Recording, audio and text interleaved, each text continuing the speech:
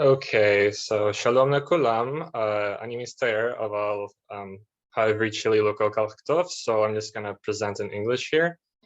So my presentation is on, excuse me, my presentation is on the Great Purge of Medical Literature, a case report on the cleansing of Hallervorden Spotts disease from medical journals. So to give you some background, Julius Hallervorden and Hugo Spotts, they were two very prominent German physicians and neuroscientists.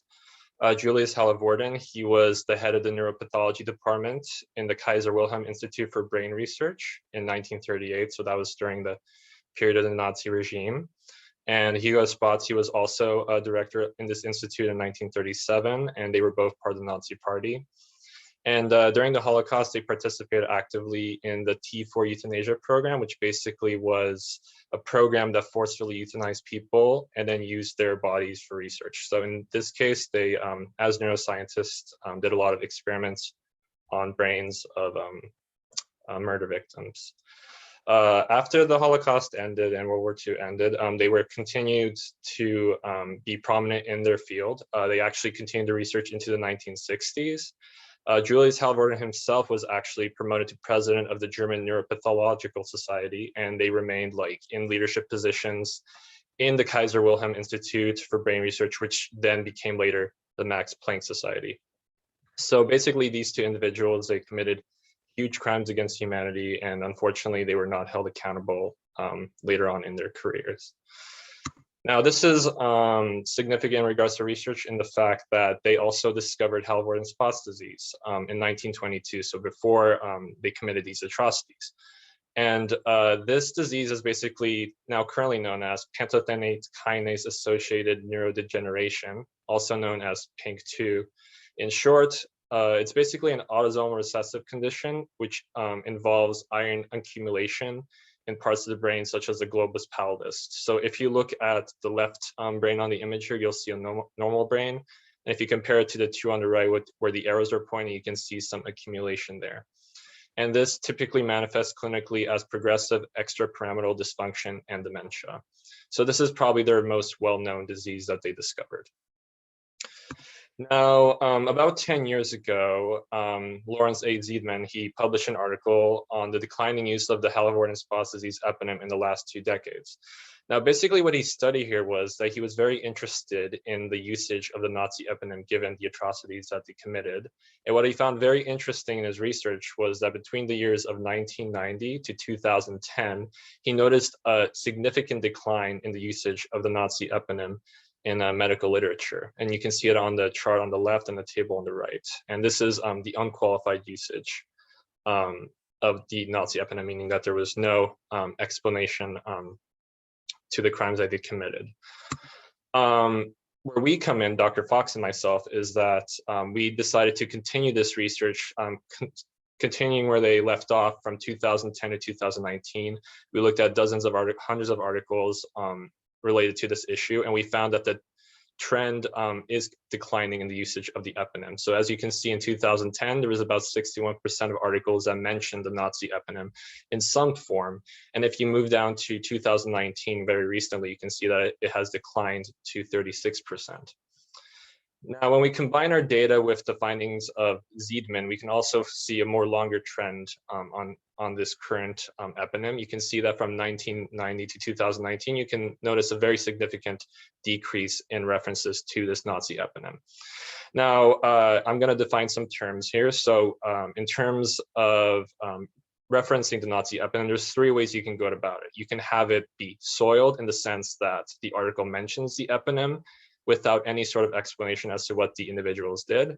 Or you can have it be tainted in the sense that it mentions the Nazi eponym, but then it qualifies as saying it is no longer called Hallervorden Spotts disease because these individuals committed these crimes against humanity, so it's now known as PANK2. And then the third option in approaching this is to completely cleanse the Nazi eponym completely, which means that you never mention the Nazi eponym in the medical literature and you just used the newer name. So I'm going to explain why that's significant in the next couple of slides. So the first table that you can see here is a table that compares articles based off of their impact factor. So if you look on the left-hand column, you can see that it's nicely organized based off of whether the Nazi eponym was used with qualification. If it was used with no qualification, as in it was soiled, there was no explanation to their atrocities, or it was not mentioned whatsoever. So if you look at the top left highlighted number on the table, you can see that for articles with an impact factor less than 3, you will notice that Nazi eponym with no qualification was mentioned 44.9% of the time in the articles, and that 44.9% of the articles didn't mention the article whatsoever. What's very interesting about this is that if you look at the articles that had a greater impact factor, as in greater than or equal to 3, you will notice that there's a significant difference, a significant shift in the way that Halvorsen Spot's disease is approached here. So the Nazi eponym with no qualification is only mentioned in 23% of articles, and then there's articles that completely ignore the Nazi eponym in about 70% of the articles, which suggests that articles that have a higher impact factor go through a much more rigorous editing and a peer review process, which in this case naturally leads to cleansing these articles from the Nazi eponym. So that was a significant finding we had. Now, this next table, it talks about the eponyms, but it also compares it based off of region. So, wherever the articles were published or who the first author was. And what's significant about this one is that if you look underneath the European column, you will see that the Nazi eponym with no qualification was mentioned 27% of the time, meaning that there was 27% of the articles were soiled, and that 66% of the articles were cleansed, meaning that it was not mentioned whatsoever. Now, when you compare that to the United States, there's a smaller difference between those two. So 32.7% of American articles mentioned the eponym with no qualification, but 57% didn't mention it whatsoever. And you can see similar trends for Asia. And what's interesting about this trend is that you can see that for whatever reason, the European articles tend to want to cleanse the article to a greater extent than in other regions of the world. Now, this table is a little more complicated. I'm going to walk you through it. So here we basically take the regions, compare them to each other, and then we also compare based off of the impact factor.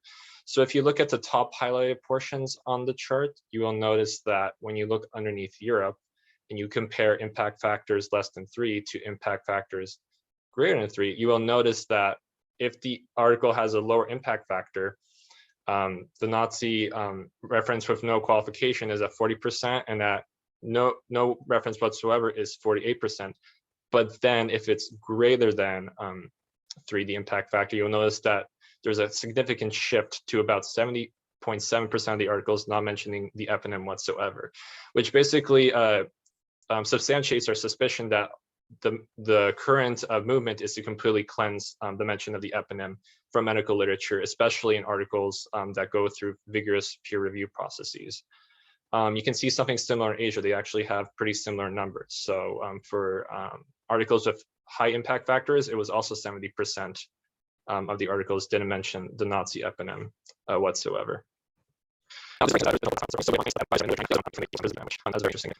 What is this paper that we worked on? So going forward, Dr. Fox and myself, we believe that we should keep the eponym with qualification, which can be minimal or greater than, because if you look at all the tables that I described earlier, very, very few articles had Nazi eponym mentioned with qualification.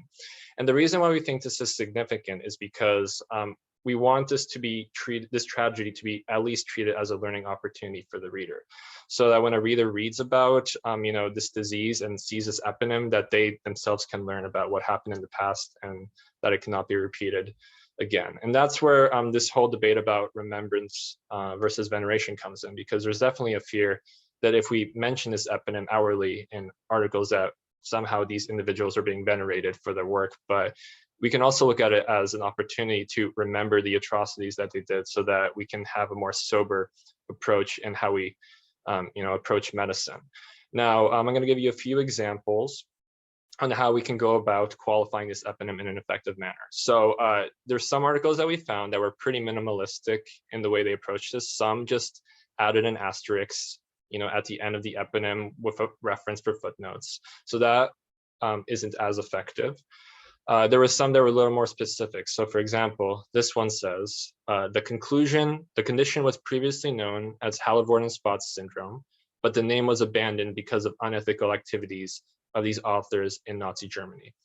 So it mentions the eponym, and it also mentions why the name is abandoned because of the atrocities that these two doctors did. Now, the next example, I believe, is a much stronger example of how you can do this correctly. In this one, it says, initially it was termed as Halle-Worden-Spotz syndrome after the investigators originally described it, and then it provides a footnote.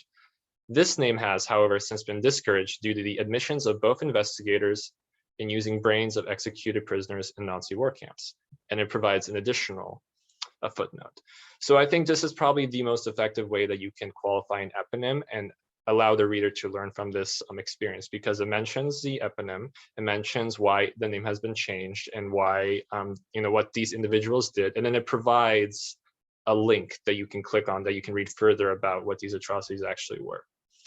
The last example I'm going to give is that, as it says, Halle-Worden-Spotz disease was first described by the German neuropathologists Julius Halle-Worden and Hugo Spotz in 1922, with a footnote. It should be stressed that because of their criminal activities during World War II, participating in Nazi T4 program of euthanasia, Halle-Worden-Spotz disease is now referred to as PCAN, with an additional footnote. So this one is even more specific because it explains exactly what program they were participating in, and it also provides footnotes. So that's basically the crux of our paper, and I'm happy to hear any questions. Thank you.